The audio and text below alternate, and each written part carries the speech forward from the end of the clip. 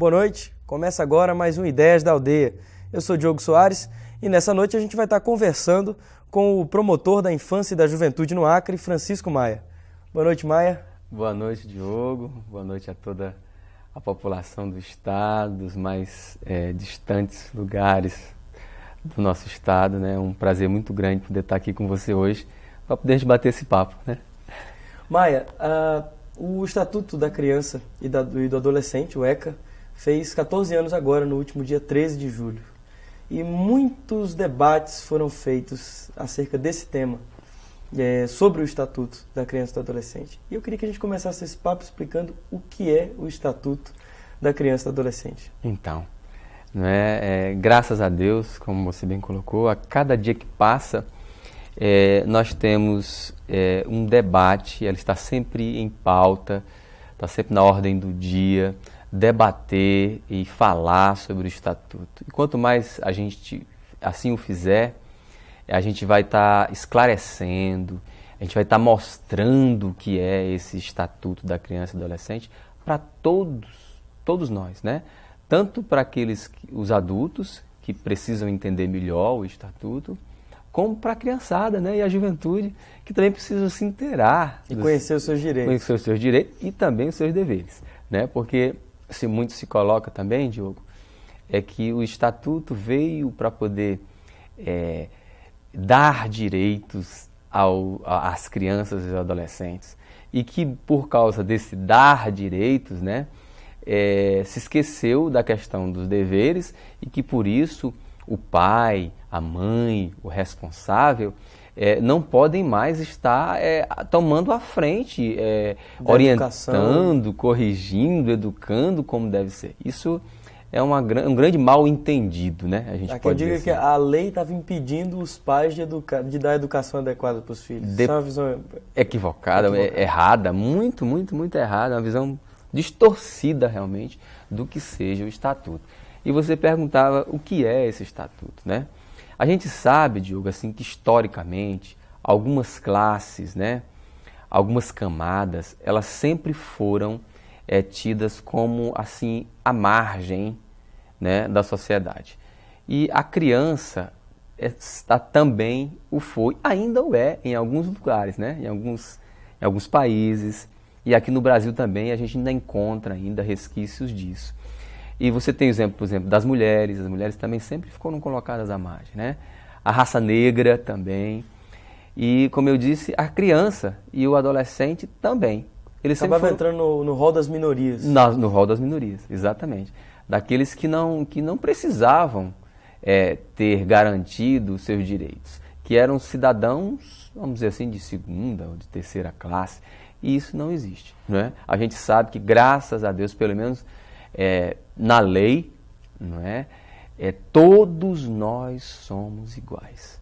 Não existe mais diferença entre mim e você, entre o meu filho e o filho de uma outra pessoa que mora eventualmente num bairro periférico, né? Num bairro mais distante. Não existe, somos todos iguais e temos e devemos ter e devemos lutar para que todos efetivamente tenham garantidos todos os seus direitos e sejam pessoas em igualdade também de dignidade, né? Porque nós fomos feitos dessa forma, com igual dignidade. Não existe cidadão de primeira, de segunda e de terceira classe, não. Então, o Estatuto veio resguardar essa dignidade das crianças e dos adolescentes? Veio trazer isso. Primeiramente, a gente quer dizer que existe um artigo na Constituição, que esse artigo, inclusive, ele está gravado em acho que na entrada, salvo engano, do prédio das Nações Unidas.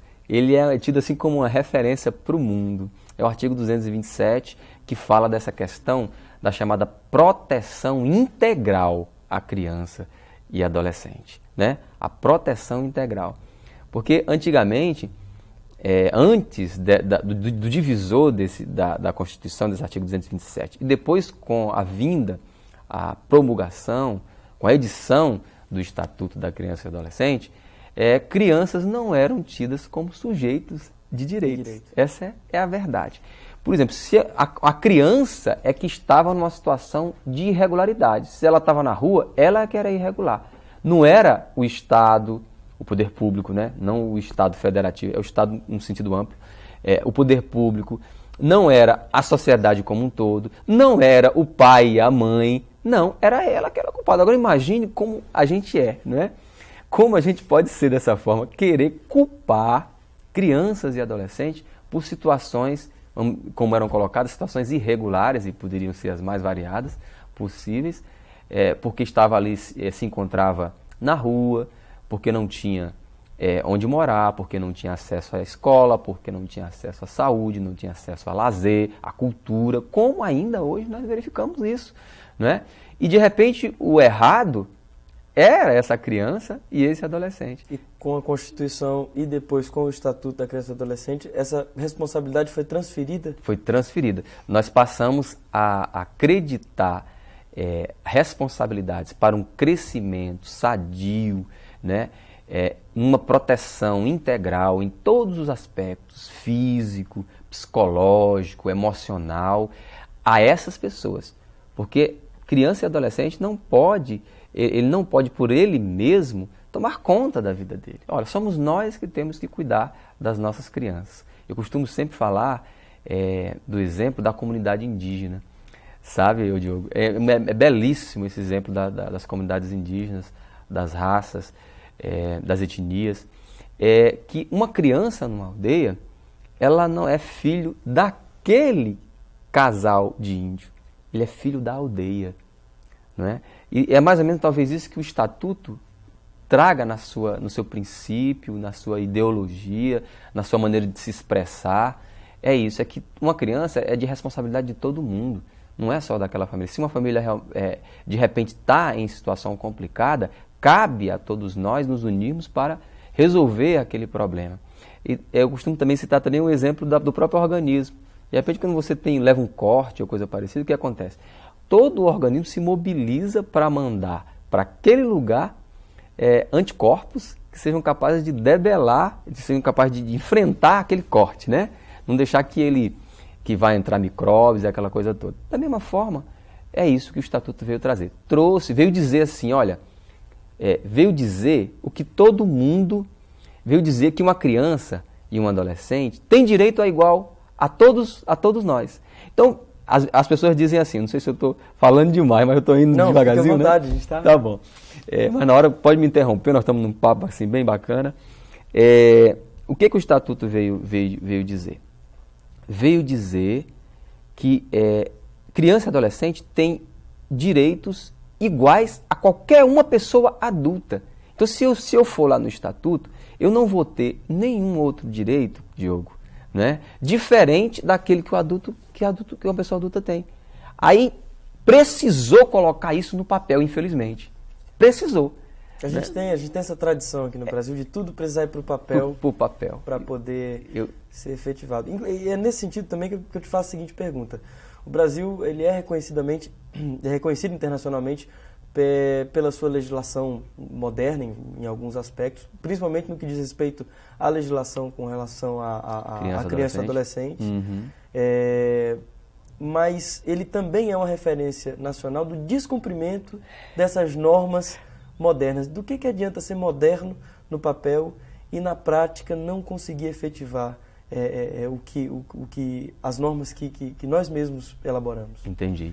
Adianta assim, porque quando você não tinha estabelecido isso nem no papel, você não tinha como recorrer a todo o sistema do Estado democrático e de direito, que tem o poder legislativo, o poder executivo e o poder judiciário, que se forma, como a gente sabe, que dá um equilíbrio, né? Quando, por exemplo, o Estado não cumpre com a obrigação dele, o que a gente faz? A gente entra com uma ação, a gente chama, vamos entrar com ação contra fulano, né? Para quê? Para que aquela situação que está errada, ela possa se restaurar, não é? Então, quando você coloca isso no papel, você garante que qualquer pessoa possa estar batendo as portas do Poder Judiciário, da Justiça, para dizer assim, olha, eu tenho esse direito, eu quero que você me dê, porque alguém está deixando de me dar, entendeu? É um dos poderes lá que está deixando, é o poder executivo, o poder legislativo. É um instrumento de reivindicação. É um instrumento de reivindicação. Está lá, está constante. Se eu não tenho, como é que eu vou reivindicar? Nós funcionamos, o nosso sistema é mais ou menos dessa forma, funciona assim, não é? O Estado democrático, a gente chama Estado democrático de direito. Funciona dessa forma. Está previsto lá, eu tenho direito, então eu posso ir lá buscar esse meu direito. Então, teve que se estabelecer direitos que são direitos básicos, direitos humanos, não é? Nada, absolutamente nada, Diogo, e quem está escutando, que está lá no Estatuto, diferencia do direito que um adulto tem. Ora, lá está escrito que toda criança tem direito. Aí sim, só tem uma diferença, com prioridade absoluta. Quando ele diz prioridade absoluta, ela quer dizer que vem antes de qualquer adulto. Aí sim, é uma diferença. Por que vem antes de qualquer adulto? Ora, porque uma criança, ela, como a própria lei diz, ela está naquela fase de peculiar condição de desenvolvimento. De formação, de ela precisa de uma atenção especial. Precisa de uma atenção especial. Agora você falou bem. Então, essa atenção especial ela tem que vir para ela em primeiro lugar, à frente de qualquer outra coisa. E o que mudou depois da promulgação desse estatuto, que foi em 90, na época do governo Collor ainda? Exatamente. O que foi que mudou de lá para cá efetivamente? Porque até um pouco antes a Constituição tinha sido promulgada também, em 88. Não é isso? Então a gente teve 88 a Constituição, 90 o Estatuto da Criança e do Adolescente, e de lá para cá, nesses 14 anos, o que foi que mudou em termos de políticas públicas para a criança e para o adolescente? Muito bem. Primeiramente, como eu já tenho até colocado isso passou a fazer parte do cotidiano da gente, né? Então começaram-se a criar os instrumentos que a própria lei, o próprio estatuto diz que tem que ter. Há um juizado da infância e da juventude, há um conselho tutelar, não é? Há um conselho municipal onde podem estar presentes pessoas da sociedade para decidir políticas públicas que estão faltando para a criança e adolescente. Quer dizer, é um avanço tremendo. Como você disse, é uma legislação referência realmente para o mundo inteiro, né? Então, esses instrumentos começaram a se instalar. E a partir do momento em que isso começou a se discutir, a se debater, as pessoas começaram a entender que criança e adolescente também é gente, e que tem direitos, e que esses direitos a gente precisa dá-los, né? Cobrar. Então, a maior mudança que eu acho é na mentalidade das pessoas. Agora, infelizmente, em relação à mentalidade daqueles que têm a obrigação de garantir isso, olha, é um processo muito lento ainda, Diogo, poderia dizer, sabe? E nós não tivemos, assim, grandes avanços ainda não.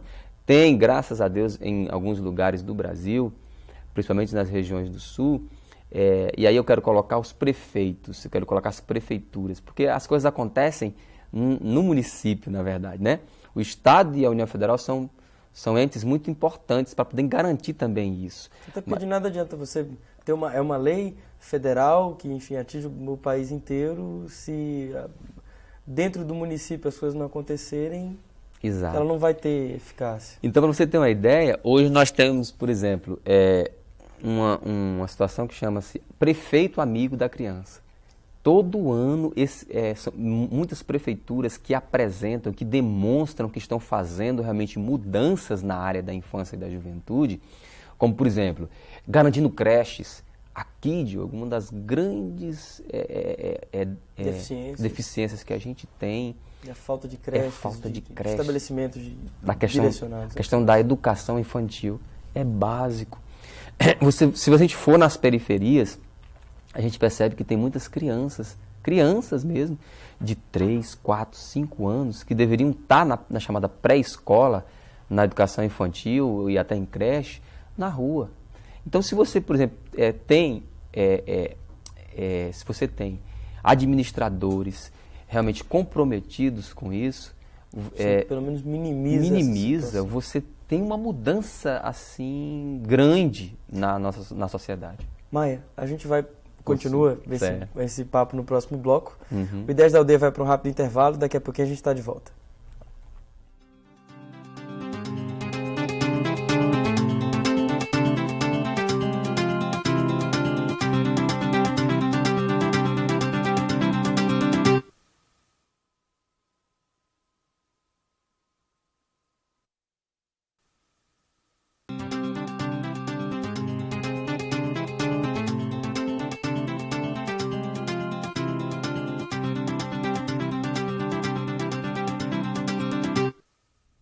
Estamos de volta para as 22 cidades do Acre, hoje batendo um papo com o promotor da infância e da juventude no Acre, Francisco Maia.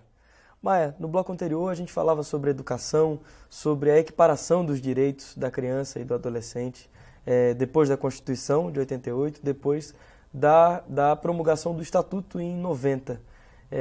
E nesses 14 anos, eu queria te perguntar, como é que a sociedade civil pode participar ou participou nesse processo de implementação do Estatuto? Então, da mesma forma, Diogo, que eu até não cheguei a dizer, que participou para que nós tivéssemos o Estatuto. Houve uma mobilização nacional para que hoje nós tivéssemos o que está escrito e o que é o Estatuto da Criança e do Adolescente, não é? Foi uma movimentação que veio não só de promotores, de juízes, mas veio de pedagogos, veio de sociólogos, veio de crianças. O movimento de meninos e meninas de rua do Brasil inteiro se mobilizou. Disse assim, não, nós temos direitos e nós queremos ver esses direitos ao menos garantidos formalmente na lei, né? E assim o tiveram. Então, essa pergunta é importante porque nós estamos atingindo, como você bem colocou, 22 cidades, né? 22 municípios do nosso estado. E as pessoas precisam saber como podem, agora, na prática, estar fazendo valer esse estatuto que muito bem por elas foi conseguido, né? E aí... Inclusive, só me interrompendo, como é que as pessoas podem fazer para ter acesso a esse estatuto? Ah, tu falas o papel, a lei, né? Então, nós temos aqui, eu acho que os nossos representantes na Câmara Municipal têm esse papel muito importante. Eu quero citar aqui a senadora Marina Silva, que já há muito mandou fazer vários exemplares. Eu acho que é só questão de solicitar de algum desses representantes, alguém que vocês estão escutando. Através dos prefeitos. Dos prefeitos, e né? O governo federal agora, comemorando os 14 anos de estatuto, também parece que vai distribuir 1 milhão de cópias. 1 milhão de cópias. Por todo o Brasil. Excelente, né? Então, de repente, através das prefeituras. Das prefeituras podem estar fazendo isso e mandar para as escolas, principalmente para as escolas, né? Distribui junto às escolas, coloca na biblioteca lá da escola, acessível para quem quiser poder dar uma olhada, verificar esses direitos, né? Mas você ia falando aí, pode concluir. Então, nós temos que... houve uma estagnação realmente depois, mas a gente vê que existe uma retomada da sociedade para isso. Então é preciso que a gente possa estar se inteirando agora cada vez mais desses direitos e dos mecanismos, das formas que a gente pode estar fazendo implementar isso. O primeiro passo que eu vejo, Diogo, é tomar consciência. Não, isso aqui é um direito que eu tenho, que o meu filho tem, que, né, o meu irmão tem. Não é vamos dizer assim, um favor, né, estando bem claro, que a administração, o poder público está me fazendo, não. Né? É um direito que todos nós temos. Então, tomada posse dessa consciência, a gente começar a trazer mais pessoas para que possam estar se mobilizando e se unindo para que o que está faltando na área da infância e da juventude na sua cidade, ela possa ter uma decisão, e aí sim eu quero falar agora dos conselhos, que é muito importante. Os conselhos municipais e os conselhos tutelares. Os conselhos tutelares municipais. O Estatuto trouxe como diretriz da política de atendimento à infância e à juventude a criação desses órgãos. Está previsto lá no Estatuto. Criação, primeiramente, de um conselho municipal. O que é esse conselho municipal? É um órgão que é formado de forma paritária, quer dizer, em igual condições, por integrantes do poder público e integrantes da sociedade.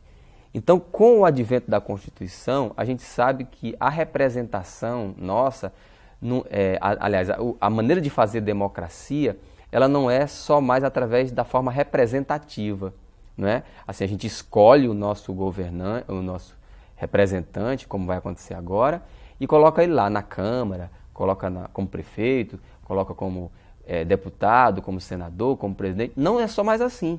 Agora nós podemos também deveras, né, no Vera, como diz, participar de decisões que podem ser cumpridas. E como é? Através desses conselhos. Existem vários conselhos. Conselho da Educação, Conselho da Assistência Social, Conselho da Saúde e vários conselhos. Um deles é o Conselho dos Direitos da Criança e do Adolescente, aonde integrantes do poder público, numa metade, e integrantes da sociedade. E aí pode ser qualquer pessoa da sociedade que tenha lá uma certa ligação com a infância e da juventude e que, por sua vez, numa forma de escolha da própria sociedade, a sociedade pode estar escolhendo. Aqui nós, por exemplo, temos o fórum, que a gente chama Fórum DCA, Fórum dos Direitos da Criança e do Adolescente, onde se reúnem as várias entidades da infância e da juventude e escolhem os representantes para compor o conselho. De repente lá pode ser feita uma convocação, o próprio conselho ou a própria pessoa que está à frente da administração pode estar tomando também à frente disso, faz uma mobilização da sociedade e a sociedade, por sua vez, num grande fórum, escolhe, vamos supor, se são 10 representantes no conselho, 5 para integrar aquele conselho. E já existem esses conselhos municipais aqui no Acre? Então, isso é outra coisa importante, boa, que eu tinha esquecido já. Existem, salvo engano, no nosso estado, 17 cidades com esse conselho. Estão faltando, me parece, 5, né? 5 dos 22, então. E nessa mobilização que foi feita agora pelos 14 anos, o estado do Acre foi escolhido como um dos estados para fazer parte integrante de ações de referência na área da infância e juventude como um todo, desde as medidas socioeducativas até as medidas de proteção, propriamente ditas, políticas públicas, não é? Como também do sistema de garantias. Existe dentro do Estatuto um tal de sistema de garantias. O que é esse sistema de garantia? É justamente o Ministério Público, o Poder Judiciário, os conselhos, não é? Que formam o Conselho Tutelar e o Conselho Municipal, que funciona como esse sistema de garantias. Então, uma das propostas desse encontro foi que esse Estado possam ter, em todos os municípios, implantado esse sistema de garantia. Todos esses órgãos que podem estar verificando as deficiências do seu município na área. Maia, e quais são os maiores problemas enfrentados com relação à infância e à juventude no Acre hoje? Olha, eu diria que a grande raiz, isso é uma coisa assim, acho que um tanto quanto pacífica, está na família. A família, Diogo, ela não se forma, ela surge. Na verdade é isso. Eu acho que como política pública, social básica, nós temos, isso já virou até chavão, já virou até um negócio assim que todo mundo fala, né? Tem que investir na família, tem que investir na questão do planejamento familiar, não é? As pessoas têm que estar sendo orientadas, têm que educar, e aí passa necessariamente pela questão da educação. Tem que ser deveras, de fato, garantido educação realmente para a nossa população. Falando em educação também, acabei me lembrando de uma coisa. Como é que se faz, como é que está a situação da reeducação no nosso estado, das casas de reeducação? Porque um dos grandes problemas que a gente também percebe, não só no Acre, no Brasil inteiro, é a questão dos menores infratores. Exatamente. Então, nesse contexto de educação, acaba que a reeducação também entra nisso. Como é que a gente está? Com certeza, com certeza. E aí, assim, só para poder encerrar a outra situação, eu acho que tem que haver um investimento maciço nessa situação, porque senão a gente vai estar, como a gente diria no popular, enxugando o gelo, né? A gente vai estar lá na ponta final, tentando resolver essa questão da reeducação. Existe uma pesquisa da Unesco, recente agora, diz que o seguinte, que 71% dos programas de privação de liberdade para adolescente, eles estão completamente em desacordo, inteiramente em desacordo com o Estatuto da Criança e do Adolescente. E o Acre está nessa situação, não é? Tanto graças a Deus, foi escolhido como um dos estados para poder fazer esse trabalho de referência, né? E é também nessa questão da reeducação do ato infracional. Bom, eu ia dizendo, eu não disse também, que há um tempo atrás, como medida de forçar o poder público a tomar providência, nós entramos com uma ação civil pública, à época, quanto o Estado, para que ele criasse um estabelecimento que fosse de acordo com os princípios que o Estatuto diz, né? Um local em que tivesse condições, até mesmo do adolescente que está lá dentro estudar, porque muitos deles que chegam, Diogo, são analfabetos. Alguns não sabem nem ler nem escrever. Não é? Raros aqueles que têm o primeiro grau e o segundo. O segundo é muito difícil. Não é? E acaba servindo ao contrário a essa instituição de reeducação quando ela não é adequada. Não, ela, por exemplo, aqui ainda é assim, mas graças a Deus, há um tempo atrás, o governador nos chamou, tem uns 2 anos mais ou menos isso, chamou a minha, a doutora Tapajós, e disse assim, olha, eu quero resolver essa situação. E disse assim, nós vamos construir um centro socioeducativo realmente que seja capaz de fazer frente às necessidades de um adolescente internado, não é? E aí, nós já, como você sabe, já existe, já começou a ser construído. A construção. E, para você ter uma ideia, é uma obra que, segundo nos foi passado, uma obra que, ao término, será uma obra de 6 milhões de reais. Nós vamos ter, inclusive, piscina, vai ter escola dentro, vai ter um posto de saúde, que é justamente para a questão de você trazer também a sociedade para dentro, para a sociedade ajudar no processo de educação, porque todos nós temos que ajudar. O melhor momento, Diogo, para você reeducar uma pessoa é esse agora. Por isso que o Estatuto diz, vamos até os 18 anos. Por quê? Porque até aí, através de estudos, de comprovações, é o melhor momento para poder se reeducar uma pessoa. A gente está tendo uma pressão muito forte de vários segmentos da sociedade para a redução da maioridade penal, né? Ou seja, a gente sabe que até 18 anos, se você comete algum ato infracional, algum crime, você não tem a mesma punição do que quem comete e já tem 18 anos. Exatamente. Mas, em compensação, a gente tem, para aquele adolescente que comete um ato infracional, aos 12, a mesma privação de liberdade, né? O que a gente precisa colocar, e às vezes isso fica na cabeça da pessoa, adolescente não paga. Vai ver quantos tem lá. Tinha até há pouco tempo 130 adolescentes internados. Isso é a menor condição, como eu já te falei, não é? Porque não está realmente adequado. A gente espera, graças a Deus, com esse novo equipamento, que realmente venha trazer todas essas benesses, uma estrutura arquitetônica, e não só isso, mas uma estrutura, como a própria secretária dizia hoje numa entrevista, uma estrutura de pessoal e de proposta de pedagogia que seja capaz de reeducar. Esse é o fator que você colocou agora há pouco, que é importantíssimo. Não é? Não basta só também a estrutura física, basta tem que haver um entendimento por parte das pessoas que estão lá, que aqueles adolescentes são pessoas em peculiar situação de desenvolvimento e que eles precisam realmente ter um tratamento agora para este momento diferenciado para que neste momento, como eu dizia, que é o melhor momento para poder ele cair na real, não é? Ele assim possa efetivamente cair na real. E a gente possa tirar, reincluí-los na sociedade, mas muito melhor do que da forma como ele entrou. Né? Esse é o grande desafio, essa é a grande proposta. Agora, sem realmente se dar as condições devidas, não tem condições. Do jeito que está lá, não volta nunca. Volta pior. Exatamente, volta muito pior. Então a gente precisa dar um espaço adequado, mas também uma cabeça, eu digo uma cabeça das pessoas que vão lidar, não é?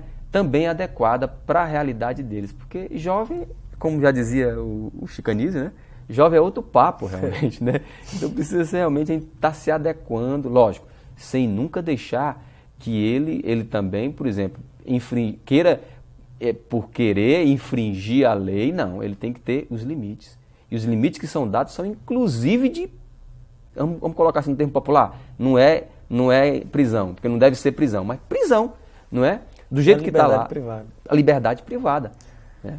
Maia, muito obrigado pela tua participação aqui no Ideias da Aldeia. A gente fica muito grato por esse papo informativo sobre o Estatuto da Criança e do Adolescente, sobre os direitos da criança e do adolescente, no Acre principalmente. Bacana, Diego, eu que agradeço e um abraço para todos que estão nos vendo, né?